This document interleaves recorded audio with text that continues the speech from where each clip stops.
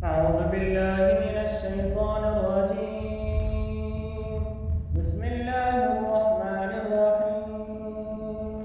يا بني إسرائيل اذكروا نعمتي التي أنعمت عليكم وأني فضلتكم على العالمين.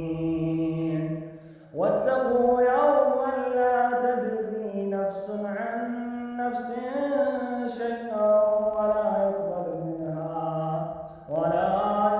منها شفاعة ولا يؤخذ منها عدل ولا هم ينصرون.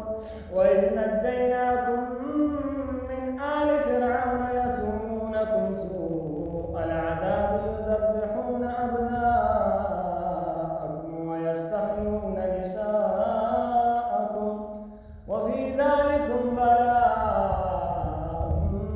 من ربكم عظيم. وإذ فرقنا بكم البحر فأنجيناكم وأغرقنا آل فرعون وأنتم تنظرون.